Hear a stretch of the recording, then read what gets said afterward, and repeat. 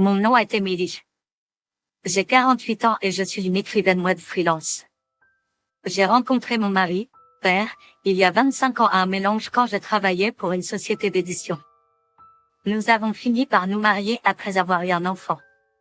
À l'époque, nous avions tous les deux 23 ans et peu d'expérience en tant qu'adultes, nous essayions simplement de gérer ce qui se trouvait devant nous. Ma belle-mère, qui vivait dans une grande maison en ville, a naturellement dit, « Père est l'aîné, alors il est naturel qu'il vive avec nous. » Enceinte d'un enfant, j'étais plus anxieuse que jamais et je n'ai pas résisté à la suggestion de ma belle-mère.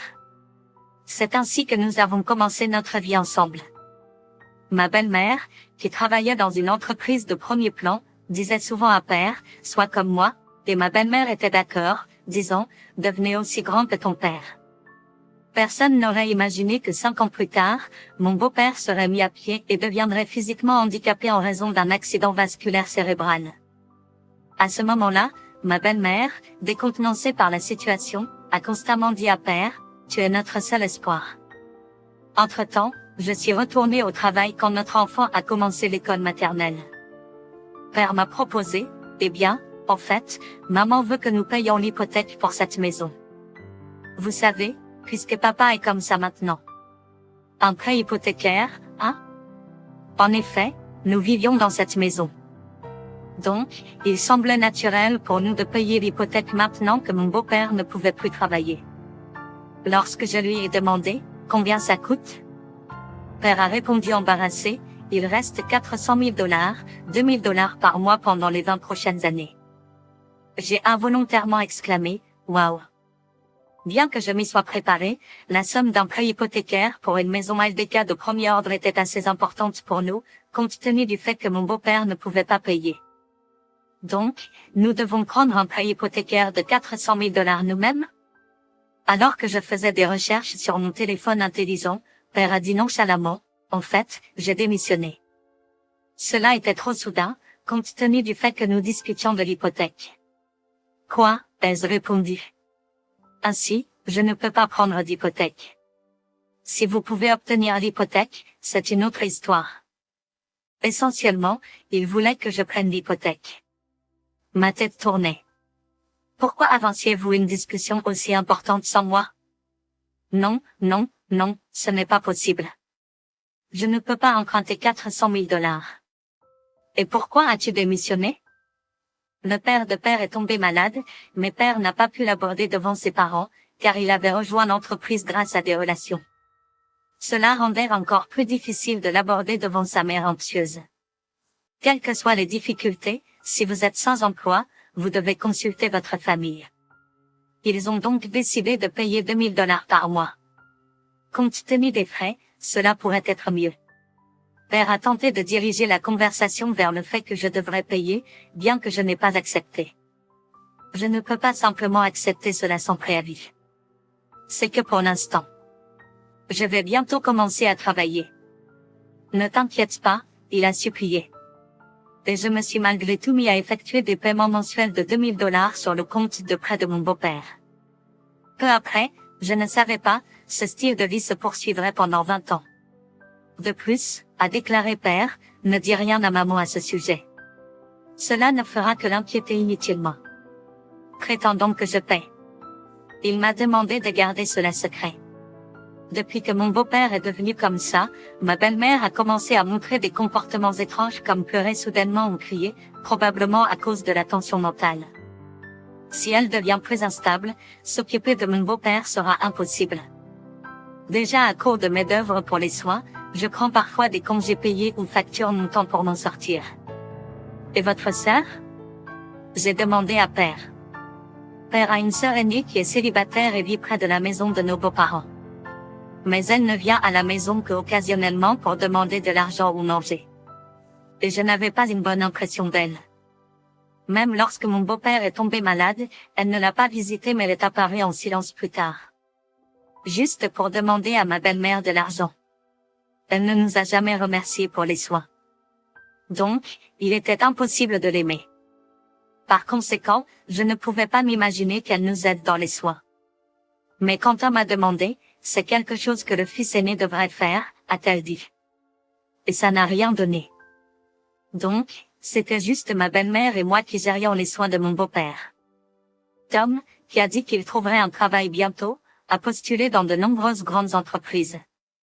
Mais peut-être en raison de son histoire professionnelle médiocre, il a été rejeté partout et a perdu sa motivation.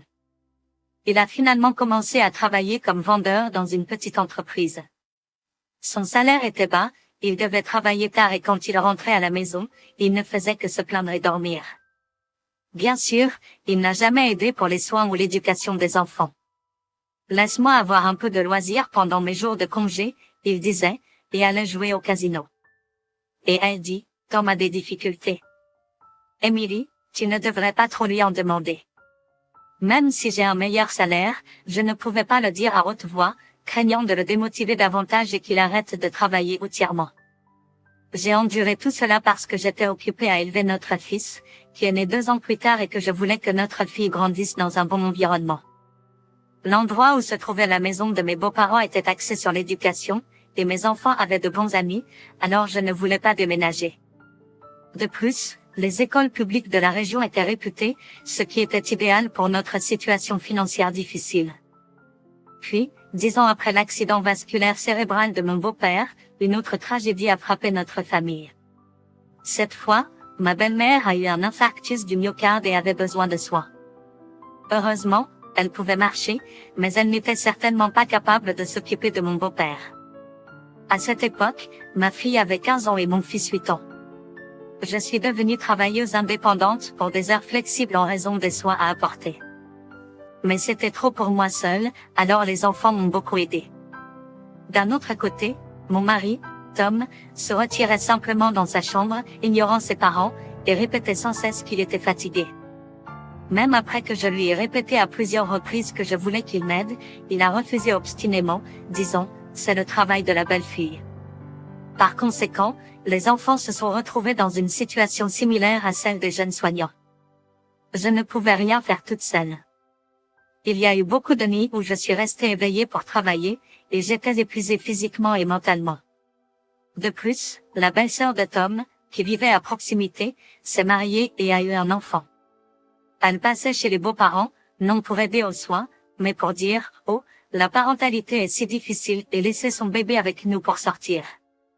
Cette belle-sœur et son mari ont continué d'avoir des enfants, laissant leurs 3 enfants avec nous, disant, notre place est trop petite pour jouer, cette maison est si spacieuse et agréable, je suis si jalouse. Ces 3 enfants mal élevés salissaient la maison sans rien ranger après eux et repartaient. Mes enfants et moi nous sommes retrouvés à prendre soin de mon beau-père et de mes neveux et nièces chez nous. Même pendant nos jours de congé. Tom, qui est doux avec sa sœur, disait, eh bien, nous avons l'espace, alors venez quand vous voulez. Ironiquement, cela se produit au 20e anniversaire, juste au moment où l'hypothèque de la maison était remboursée. J'étais soulagée d'être libérée de l'hypothèque et des soins de mon beau-père et étais heureux, quoique de manière inappropriée, que je puisse enfin laisser mes enfants être libres. La difficulté de notre vie passée était si intense.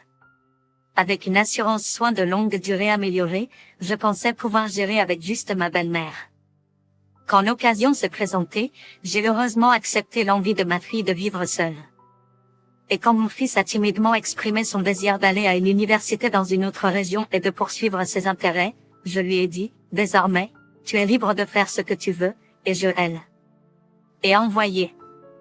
Bien que cela soit soudainement devenu vide avec les 2 enfants hors de la maison, je me sentais satisfait en pensant aux difficultés qu'ils avaient endurées, en voulant les laisser faire ce que ils voulaient et enfin en me sentant vraiment comme une mère. Puis, dans la vaste maison, il ne restait plus que ma belle-mère, mon mari et moi. Je pensais commencer le jardinage quand Tom s'est soudainement assis devant moi et a dit, j'ai vendu cette maison à la famille de ma sœur. Je ne pouvais pas croire mes oreilles. Qu'est-ce que tu veux dire, ai-je demandé. Eh bien, ils ont 3 enfants, non, a-t-il répondu. Et ils vivent dans un 2DK, n'est-ce pas? Donc, je pensais qu'on déménagerait. Nous avons des chambres vides puisque nos enfants ne sont plus là. Honnêtement, je n'avais aucune idée de ce dont Tom parlait. C'était indubitablement moi qui avais payé l'hypothèque de $2000 tout ce temps. C'était aussi moi et les enfants qui nous occupions de mes beaux-parents. Quel droit la famille de la sœur de Tom et son mari ont-ils d'hériter de cette maison? Je ne comprenais pas pourquoi Tom commençait soudainement à se comporter comme le chef de famille et à prendre une décision critique de sa propre initiative. Ma sœur continue de dire cela chaque fois qu'elle me voit, tu as de la chance de vivre dans une si grande maison. Je suis fatiguée d'être toujours favorisée parce que je suis l'aînée de ses fils, dit-elle. Cela ressemble à quelque chose que dirait la sœur de Tom. Mais a-t-elle le droit de dire cela alors qu'elle n'a jamais aidé aux soins de nos parents? De plus, elle n'a pas contribué financièrement à la maison, au contraire, elle demandait toujours de l'argent à nos parents. Donc, maintenant que papa est décédé et qu'il y a des discussions sur l'héritage, je pensais que ce serait une bonne idée de renoncer à cette maison. Père avait l'air assez satisfait de lui-même, oubliant complètement qu'il avait transféré tout le fardeau du prêt immobilier sur moi. Tout compte fait, la famille de la sœur de Tom vient ce dimanche pour discuter du prix, alors parlons-en. En disant que père était allé prendre un bain, il semblait que la vente de la maison était déjà conclue dans son esprit. J'ai décidé d'écouter l'opinion de la famille de la sœur de Tom ce dimanche. Dès le début de la réunion, la sœur de Tom a lancé « Oh, nous ne prenons pas ta belle-mère, d'accord? C'est le travail du fils aîné, non? Je me suis occupée de mon beau-père pendant 20 ans et de ma belle-mère pendant 10 ans, tu sais? Eh bien, Emily, tu as fini d'élever tes enfants, tu peux gérer les soins, non? Ce n'est pas possible pour nous. » Alors, père a hoché la tête et a dit, eh bien, c'est vrai. Nous nous occuperons de maman. Il a accepté trop facilement. Quel est le raisonnement derrière ça? J'ai réalisé que père n'avait jamais vraiment vu les difficultés que mes enfants et moi avions traversées. Dans le tourbillon de la vie quotidienne, j'ai ignoré la vraie nature de Tom. Écartant les problèmes et ne se montrant que lorsqu'il pouvait avoir une bonne image. Pourquoi suis-je restée avec une telle personne si longtemps? Une colère sourde a commencé à bouillonner en moi. D'accord, dans ce cas, faisons ainsi. Et a commencé à discuter du prix avec sa sœur et son beau-frère. Au final, il a été décidé que la sœur de Tom et son mari loueraient la maison, car ils n'ont pas pu obtenir de prêt hypothécaire. Nous avons décidé de louer un nouvel appartement avec les revenus locatifs. Alors, déménage rapidement, d'accord? Et à raconter triomphalement à ses 3 enfants, vous pouvez choisir n'importe quelle pièce que vous aimez.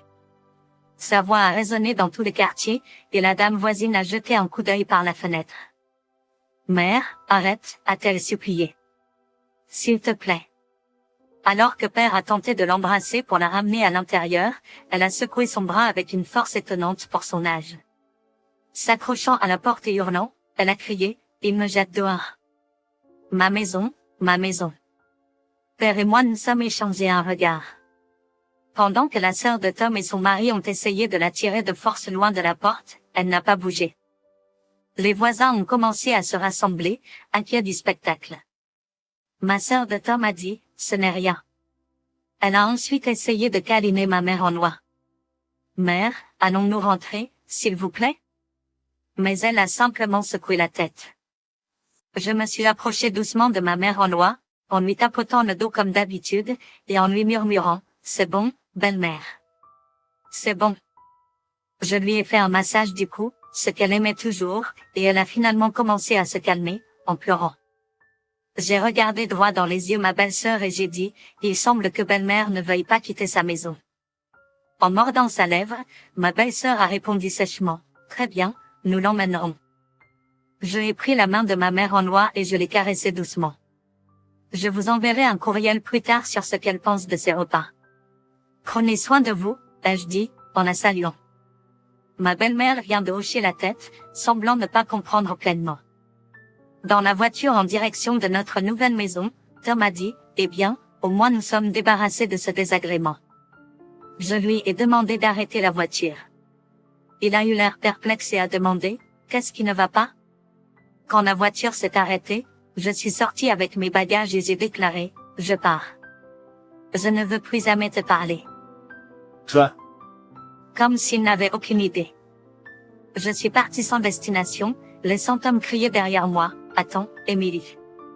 Que suis-je supposée faire sans toi? Mais avait déjà fait un pas en avant.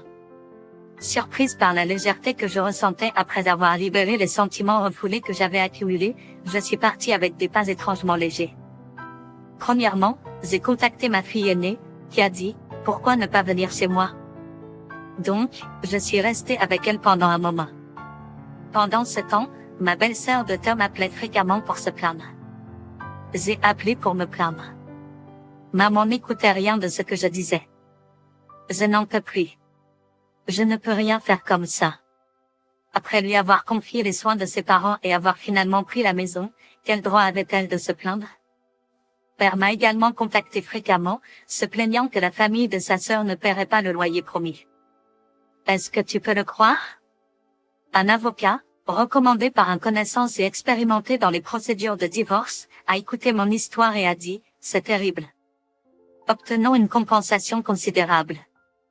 Grâce à leur aide, j'ai réussi à obtenir 150 000 $ en pension alimentaire et 200 000 $ en répartition de biens.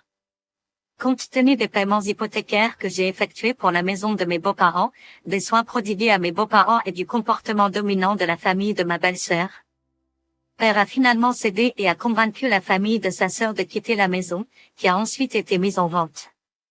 Ils vivent maintenant à peine dans un petit appartement 1 avec 5 membres de la famille. Père, vivant seul et choisissant de vivre dans une maison collective pour hommes célibataires en raison du loyer bon marché, s'est retrouvé dans des disputes constantes avec les autres résidents, ce qui a entraîné une existence épineuse. Compte tenu de son manque de compétences sociales et de son incapacité à lire la pièce, il n'est pas surprenant qu'il se soit retrouvé dans une telle situation. La démence de ma belle-mère s'est aggravée et elle a été placée dans un établissement. Elle ne me souvient probablement plus.